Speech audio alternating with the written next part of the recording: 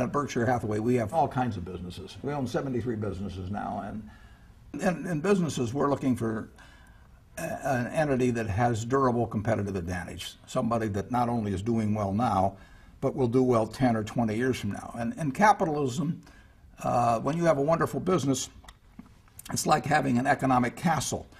And the nature of capitalism is that people want to come in and take your castle. It's perfectly understandable. I mean, if I'm selling television sets or something, there's going to be 10 other people that are going to try and sell a better television set. If I have a restaurant here in Omaha, people are going to try and copy my menu and give more parking and take my chef and so on. So capitalism's all about somebody coming and trying to take the castle. Now, what you need is you need a castle that has some durable competitive advantage, some castle that has a moat around it. And that moat, one of the best moats in many respects, is to be a low-cost producer.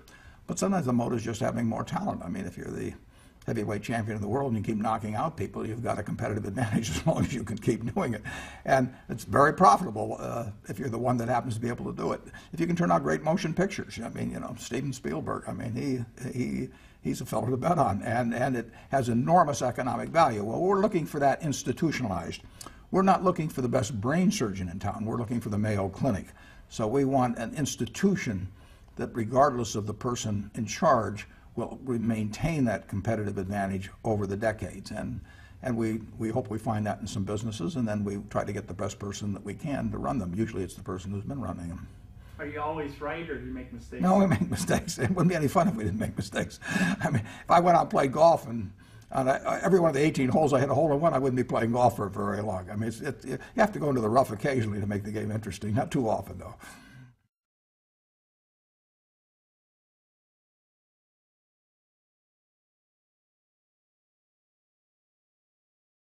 What money is? Money is claim checks. It's a claim check on the output of others in the future. If I have a pile of dollar bills, or if I have a pile of stock certificates or a pile of bonds, those represent claim checks which I, or a charity, or my descendants, or my spouse, or whomever can use to exchange for the goods and services produced by others. Somebody else will work for that. I can hire, now if I wanted to, I could hire thousands of people to sit every day and paint my portrait. You know, and they would be employed, and I could use these claim checks, and I could look for the perfect portrait of myself. I would never find it because I don't look like Arnold Schwarzenegger, but I could keep looking for the guy that would try and make me look that way. And I could keep handing out these claim checks, and I would command that person's services the rest of their life. They wouldn't do anything else for society at all. And, you know, or I could build myself a wonderful pyramid. I could say, you know, why should people have to go to Egypt to see one of these things? So I'll spend all of these claim checks I've got and just have thousands of people. We'll have them in loincloths and, you know, like the original cast in Cecil B. DeMille production, and they'll haul these blocks of granite. We'll build a pyramid and make people forget all about Egypt. And that would command the services of other people. So money will let you can exchange these little pieces of paper for other people's goods and services in the future. And the wisdom with which you do that, or your own proclivities, you know, depends on very much on the individual. And some people build pyramids, and I hope other people engage in cancer research.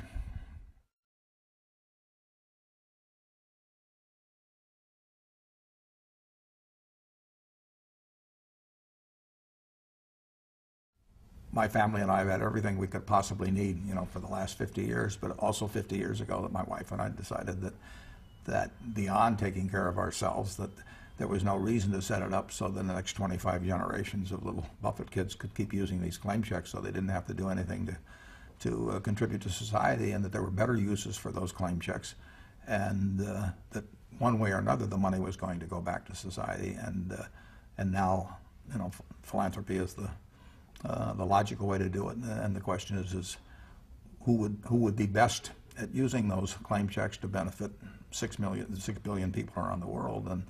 And I've decided that the 5 foundations that I'm allocating the claim checks to will do a first-class job of that, and so far I'm very pleased about it.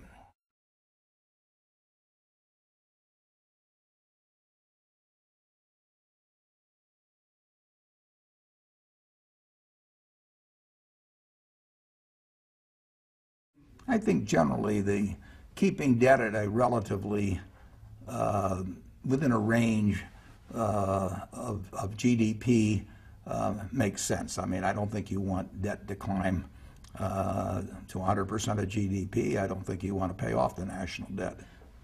I think if the American worker were told by a politician 20 years from now that when he works 40 hours, that an hour and a half of that every week is going simply to service the debts incurred by the previous generation because they overconsumed, I think that he would say, I'm not interested in doing that anymore. I mean, let's take an extreme example. Let's say that back at the time of the Revolution, we'd send somebody over to, say, King George, and he'd say, listen, this fight is hardly worth it. I mean, you're going to have a lot of people get killed. We're going to have a lot of people get killed. Why don't we just make a deal with you? We want our independence.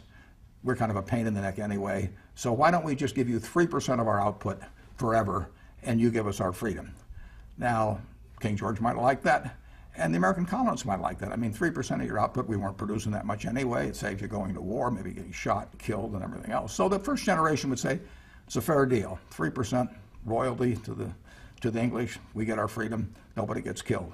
The next generation might even be okay with this. My dad told me, I escaped getting killed in the war, and so I'll give 3% of it. It wouldn't work now. If we were giving 3% of the output of the United States to England for freeing us 220 or whatever it might have been years ago, something would have happened. We'd have fought a war with them over it, or we'd have repudiated it. Something would have happened. People just don't. At a point, they say, to hell with it. And countries have repudiated debts in the past. It's much easier just to inflate your way out of it.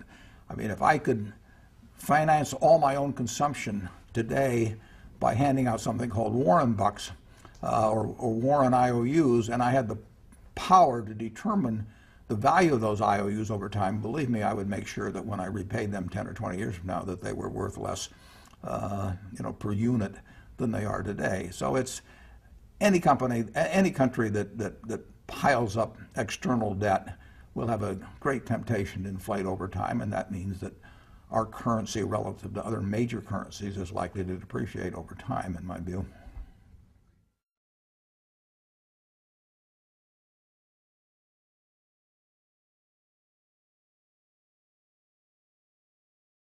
Well, there's enormous disparities in terms of how the benefits of the society been distributed, and the disparities have gotten wider, and our tax system has favored enormously the rich.